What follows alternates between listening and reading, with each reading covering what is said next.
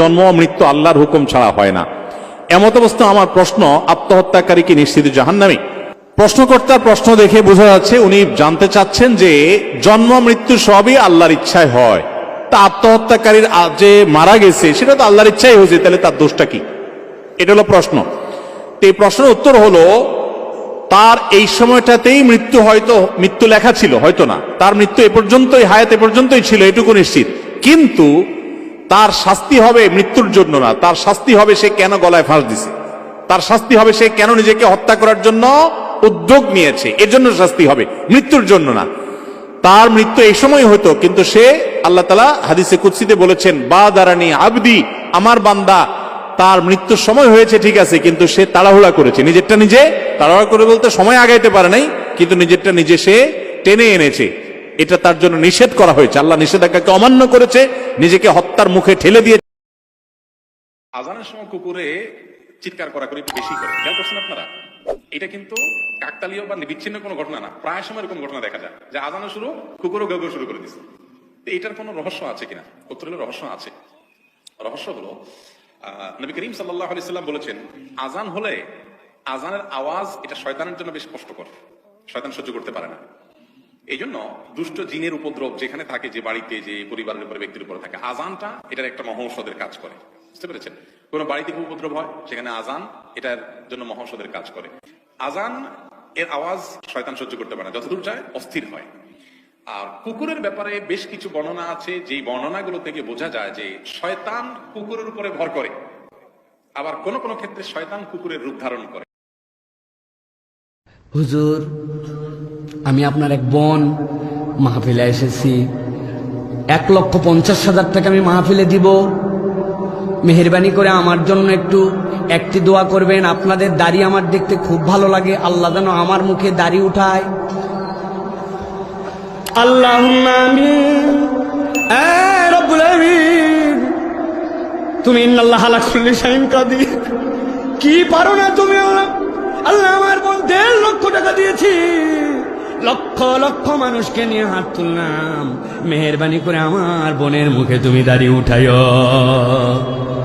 সারাদিন এই আমিনার দোয়া করলে মহিলার মুখে দাড়ি উঠবে। ঘুমায় গেছেন আপনারা? দাড়ি উঠবে। কোন মহিলা আপনার এরকম বেকুব আছে নাকি 1.5 লক্ষ টাকা দিয়ে দাড়ির দোয়া নিবে? কিন্তু মহিলার দাড়ি উঠে না, আর আপনি দাড়ি কাটে মহিলা সাজেন কে? কি সমস্যা আপনার? আর কিভাবে বুঝাবো আপনাকে? একই ব্যক্তি মসজিদ ও মন্দিরের সভাপতি হতে পারবে কিনা? কেন পারবে না? যে টাকা যেহেতু আছে, পারবে না কেন?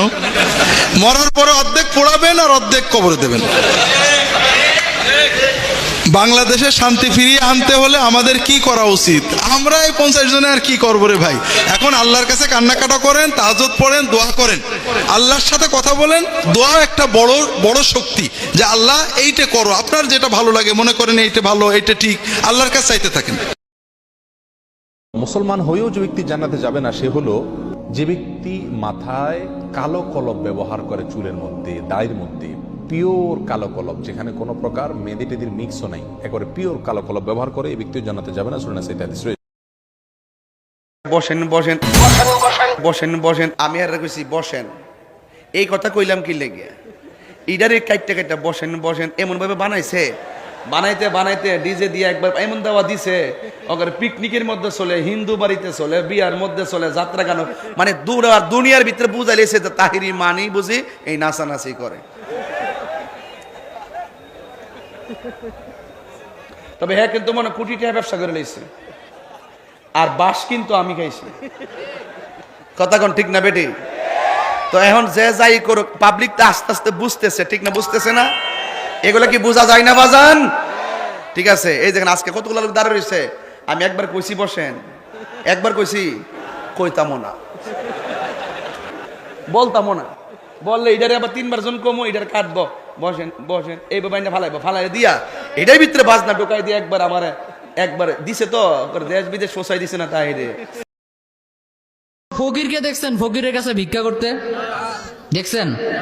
রাস্তার এই পাশ দিয়ে একটা ফকির যায়, ওই দিক দিয়ে আরেকটা আসতেছে, কোনোদিন দেখবেন না এক ফকির আরেক ফকিরের কাছে ভিক্ষা চায়, ঠিক কি না?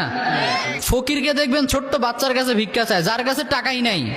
ফকির জানে হয়তো এর কাছে কোনো টাকা নাই, এরপরেও হাত পাতবে। কিন্তু পাশের দিক থেকে আরেকটা ফকির আসতেছে, ও জানে যে ওই ফকিরেরও পেট গরম, কারণ টাকা তো চাইতেছে দুজনেই, ঠিক কি না? কিন্তু ভুলেও আল্লাহর কিরা লাগে, ও আরেকটা ফকিরের কাছে চাবে না, কারণ ফকিরেরও প্রেস্টিজ একটা আছে না নাই? আরে আমিও ফকির, তুইও ফকির, তোর কাছে আমার কি চারে? তো আমরা সবাই তো ফকির, কার দরবারে? আনতুমুল ফুকারাউ ইলাল্লাহ ওয়াল্লাহু হুয়াল গনিয়ুল হামিদ। আমরা সবাই ফকির, ধনী একজন, তিনি কে?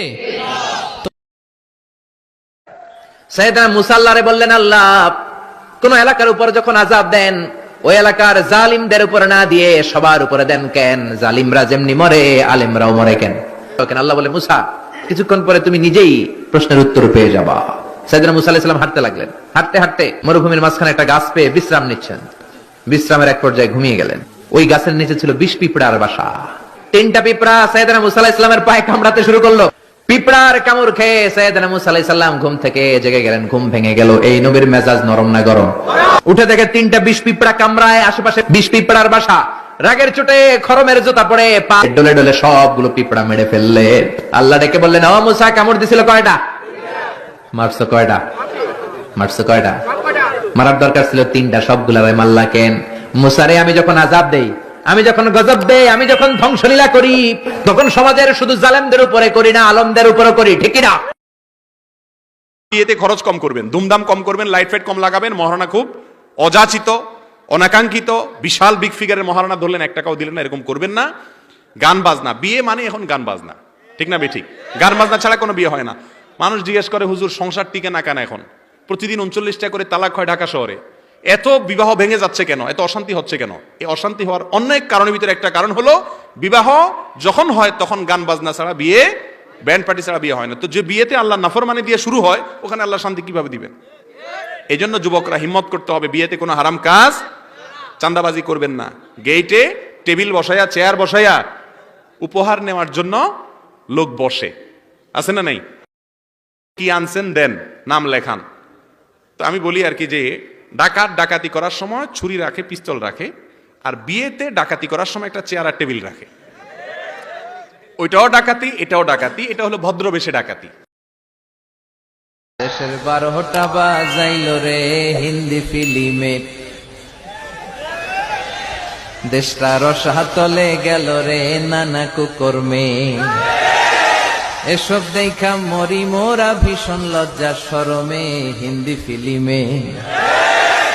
দেশের 12টা বাজাইল রে হিন্দি ফিল্মে, দেশটা রসাতলে গেল রে নানা কুকর্মে।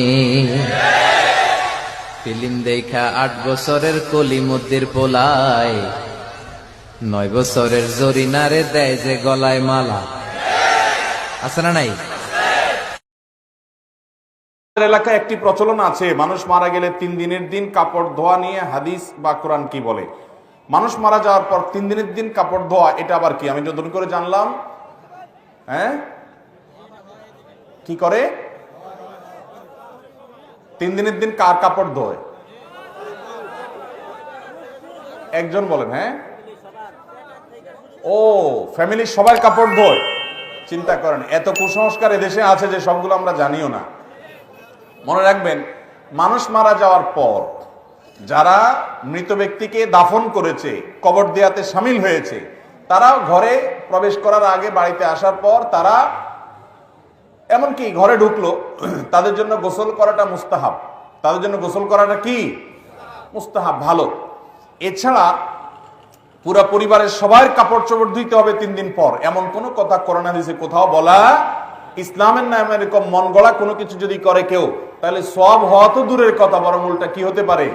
গুনাহ হতে পারে, বিদআত হতে পারে। বিধায় কোনো মানুষ মারা গেলে পরিবারের সবার কাপড় চোপড় ধুইতে হবে 3 দিনের দিন, এরকম কোন কথা কোরআন হাদিসে কোথাও বলা হয় নাই। এটা কুসংস্কার। এটা কি? কুসংস্কার। অতএব আমরা এটা বিশ্বাস করব না। রিজিকের মালিক আল্লাহ, এইটা আসলে হাড়ে হাড়ে বোঝা যায় না যদি আপনি ব্যবসা না করতে আসেন। আপনি চোখের সামনে দেখতেছেন যে আপনার কোনো উপায় নাই আপনার সামনে, ঠিক তখন দেখবেন যে কোত্থেকে যে আপনার কাছে একটা সমাধান চলে আসছে। এটা আপনি ফিল করতে পারবেন যে এটা আসলে কোনো কোইন্সিডেন্স না, এমনি এমনি প্রকৃতি আপনাকে দিয়ে দিছে। It's not like that. কেউ একজন আপনাকে খেয়াল করতেছে, খেয়াল করে আপনাকে বুঝতেছে যে দেখি বান্দা কতদূর যায়, সে অন্ধকারে কতটুকু পা বাড়ায়। ও পা বাড়াইছে, আচ্ছা ঠিক আছে যা, আমি তোকে দিয়ে দিলাম। এটা এত বেশি ইন্টারভেনশন হয়েছে আমার সাথে। চাকরি করার সময় মনের মধ্যে যে ইমান থাকতো, এখন আলহামদুলিল্লাহ ইমানের লেভেল আরো বড়। মানে চাকরিতে যারা থাকেন ওনারা তো আসলে অ্যাকাউন্টসে গিয়ে স্যালারিটা উঠায় নিয়ে আসেন, Right. বাট এই টাকাটা কোন কোন খাত থেকে আসছে, Exactly. কই থেকে আসার কথা ছিল না, বাট তারপরেও আসছে, ওইটা কোত্থেকে কিন্তু চলে আসছে। যে উঠাচ্ছে অ্যাকাউন্টস থেকে সে কিন্তু জানে না। এক্স্যাক্টলি। সে তো দেখছে জাস্ট টাকাটা আছে, Accounts but থেকে উপরে নিয়ে যে আসছে। বসে আছে সে জানে কোত্থেকে আসতেছে, তার কতটুকু হোপলেস ফিলিং এর ভিতর থেকে টাকাটা যে চলে আসছে। This things can't be just coincidence. Right.